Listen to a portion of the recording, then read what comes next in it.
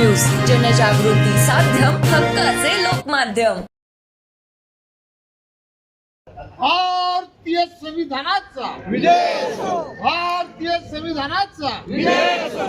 Bharat Ratna doctor Babasaheb आंबेडकरांचा विजय असो. Bharat Ratna doctor Babasaheb आंबेडकरांचा विजय असो. महात्मा ज्योतिबा फुल्यांचा विजय.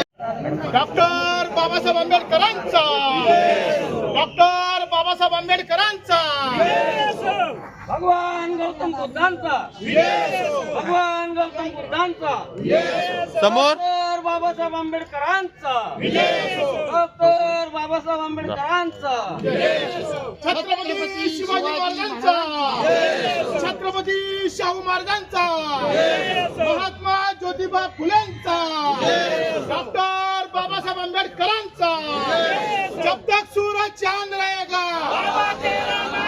जब तक सूरज चांद रहेगा जब तक सूरज चांद रहेगा डॉक्टर बाबासाहेब आंबेडकरांचा भारतीय संविधानाचा विजय असो. भारतीय संविधानाचा विजय असो.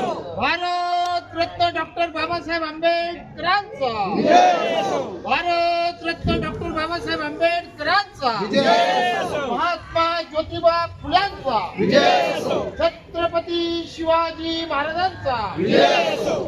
मी रोहन दुबे, जिल्हाधिकारी जळगाव. आज महामानव आणि आपल्या भारतीय संविधानाचे जनक डॉक्टर बाबासाहेब आंबेडकर यांची जयंती आहे आणि या जयंतीनिमित्त आज आपण माल्यार्पण आत्ताच जस्ट केलेलं आहे आणि आज विविध ठिकाणी पूर्ण जिल्ह्याभरामध्ये भरपूर फंक्शन्स आयोजित करण्यात आलेले आहेत. बऱ्याच ठिकाणी पुतळ्यांचं अनावरण देखील आहे आणि बऱ्याच ठिकाणी अभ्यासिकेच्या माध्यमातून पण अभ्यासाचा संकल्प घेऊन पण विद्यार्थ्यांनी बाबासाहेबांची जयंती साजरी करण्याचा एक चांगला उपक्रम पण घेतलेला आहे. तर या सर्व उपक्रमांना माझ्या शुभेच्छा, सर्व नागरिकांना माझ्या शुभेच्छा. बाबासाहेबांनी त्यांचा जो संदेश आहे तो आपल्या संपूर्ण जीवनामधून दिलेला आहे.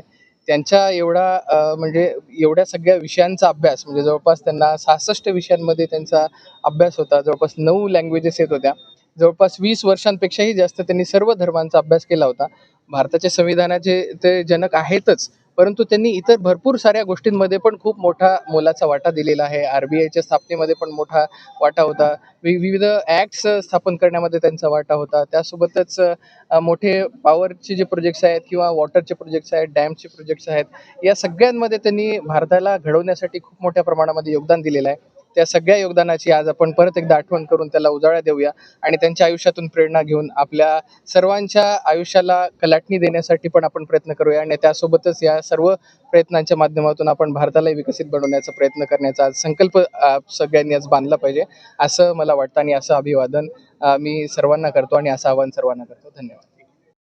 गांधी तीर्थ, निसर्गाच्या सानिध्यात महात्मा गांधींच्या जीवनावरील जगातील पहिले मल्टीमीडिया म्युझियम. आजच भेट द्या. गांधी तीर्थ, जैन हिल्स, जळगाव. अधिक माहितीसाठी www.gandhifoundation.net वर व्हिजिट करा.